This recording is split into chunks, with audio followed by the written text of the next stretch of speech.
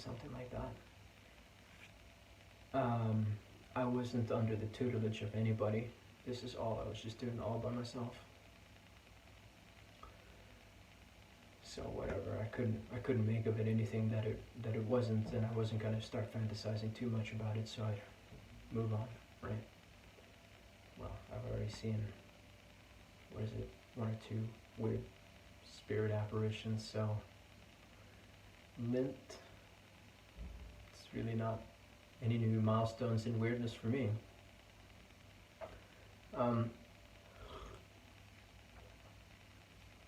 About a week before I gotta go to Sweden, I'm feeling it in me, like, what I sign up for, this is gonna be really tough, I don't know if I have it in me.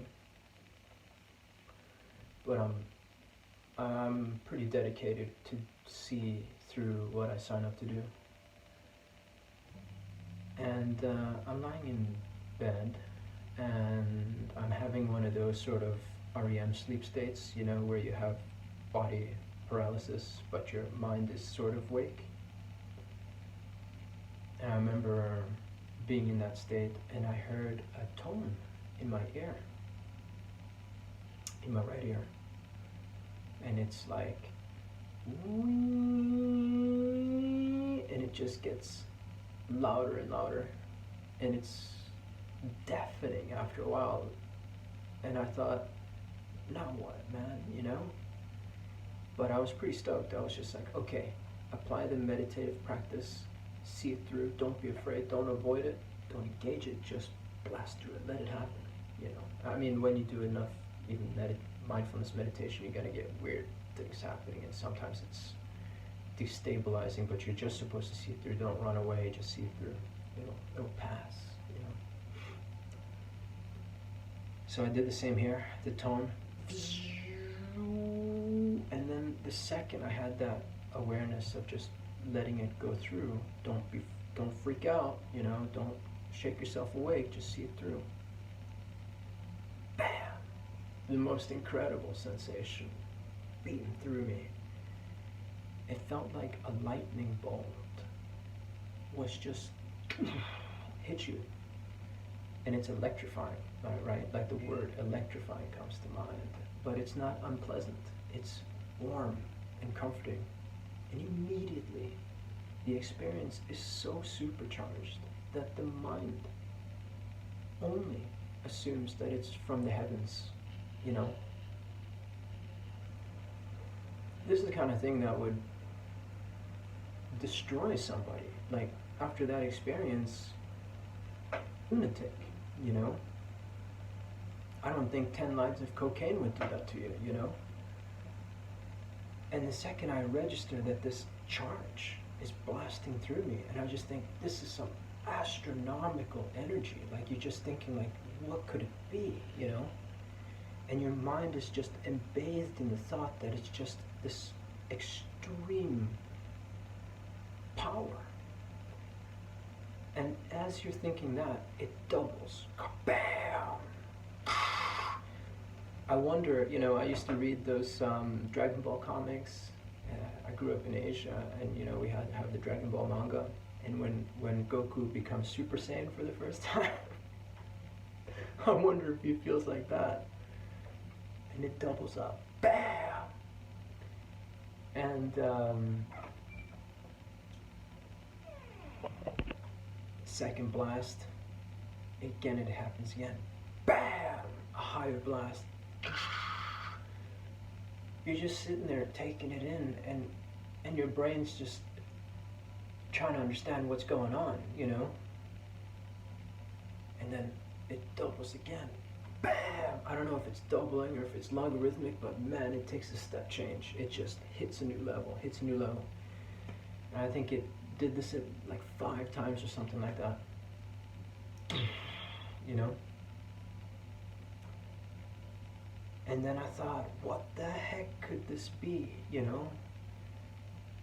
And I thought, is this I've read a lot about like this Maitreya, who's supposed to be the return of a Buddha. Some Buddhist sects believe in Maitreya, the Buddha, who will come. It's almost like a second coming of Jesus, and usher in a new age of enlightenment, you know. So I thought, is this a sign of Maitreya, you know? And the second I thought the name Maitreya, the whole thing stops. Blam! Cold, right back to reality. But as you're going there, just before, your body just, you know, it's like you don't have control of your own body. Your muscles are just like, and then I thought, yeah, and then the thought Maitreya stops. And I don't know if I slept for another 15 minutes, 20 minutes, or 2-3 hours. I fall back asleep. And I just remember as I'm dozing back to sleep, I just think, I'm never gonna forget this when I wake up. You know?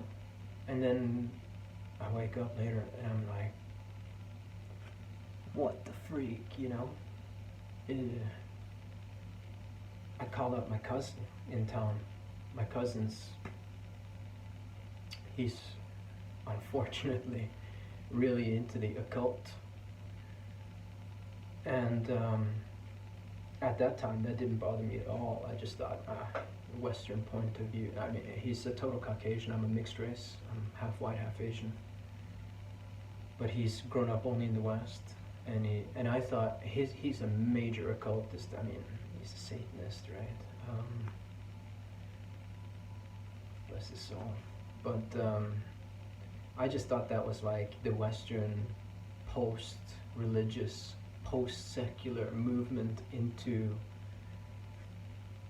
all-encompassing spirituality. I never thought of that as a bad thing. I thought it was a very good thing. Neo-paganism, you know. But he's very learned. He's read a lot about the Vedas, Krishna, Shiva from India, all the Sumerian gods of ancient Middle East and all that, way more than I did, all the Babylonian religions. He's all about that, left-hand path, you name it, you know. Unfortunate though. So I contacted him. At the time we were, you know, I consulted in him a lot because he's like a total library of information when it comes to that stuff, way beyond me. I said, yo, we were having dinner, and I explained to him what happened. I have nobody else to talk to, you know. I just told my wife, and she's mildly fatigued with my crazy talk, you know, after a few years, you know. And then here's my cousin, and I'm just losing it, man. I don't know what to make of it. I'm just really glad I'm going to Vipassana. This is all a good thing, and I'm super stoked. But I don't know how to explain what happened. And my cousin's just like, my cousin actually, he works in the, with mental health people flipping out. He works in the, I don't know what you call it, but it's health emergency response for people that are having mental episodes. So he's like, okay, he could kind of understand his worldview is not separated from this being possible. For him, it's always been possible. These weird things, you know, spirits and all that. But kind of losing it right now. I was like, yeah, no, yeah. And I just ground myself, I meditate, and the days go by, and 1 week later, and I'm heading over to Sweden to this Vipassana center. But anyways, enough about that. I've never been to one before. I'm bracing for impact. It's gonna be tough, whatever. Let's see where it goes.